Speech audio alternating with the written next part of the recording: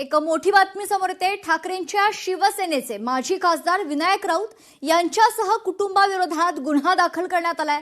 माजी खासदार विनायक राऊत मुलगा नगरसेवक गीतेश राऊत यांच्या विरोधात गुन्हा दाखल केल्याची माहिती आहे। विनायक राऊत यांची सून गिरिजा राऊतांकडून गुन्हा दाखल करण्यात आलाय।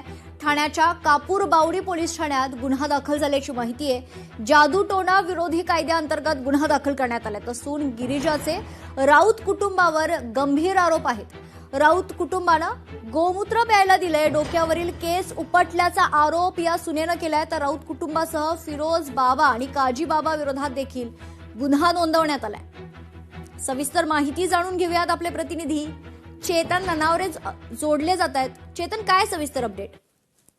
निश्चितच सर्वात मोठी धक्कादायक बातमी म्हणजे आताची की ठाकरे गटाचे माजी खासदार विनायक राऊत, त्यांचा मुलगा नगरसेवक असलेला गीतेश राऊत आणि संपूर्ण कुटुंबाविरोधात आता त्यांच्या सुनेनेच FIR दाखल केलेला आहे। सर्वात महत्वाची बाब म्हणजे लग्न झाल्यापासून आपली फसवणूक झाल्याचा गंभीर आरोप आहे तो या FIR मध्ये करण्यात आलेला आहे। जो गिरिजा राऊत यांनी स्टेटमेंट दिलेलं आहे त्या स्टेटमेंटनुसार एकंदरीतच आपल्याला सांगितले की 2 घरं आहेत त्या मुलाच्या नावावरती, मात्र कुठल्याही घर त्याच्यावरती नव्हतं। मला झोपडपट्टीमध्ये घेऊन जाण्यात आलं।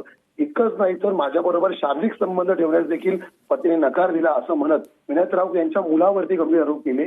तिसरे महत्वाचे गंभीर आरोप म्हणजे 2 ते 3 वेगवेगळ्या बाबांकडे नेऊन आपल्यावरती अघोरी उपचार करण्यात आले। आपण त्याला विरोध केल्यानंतर आपल्याला मानसिक त्रास देण्यात आला असाही गंभीर आरोप आहे तो या स्टेटमेंटमध्ये गिरिजा राऊत यांनी केलेला आहे।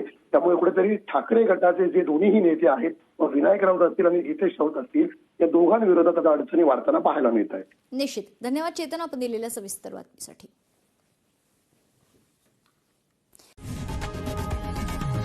लोकशाही मराठी ऐका, पहा, जागरूक रहा।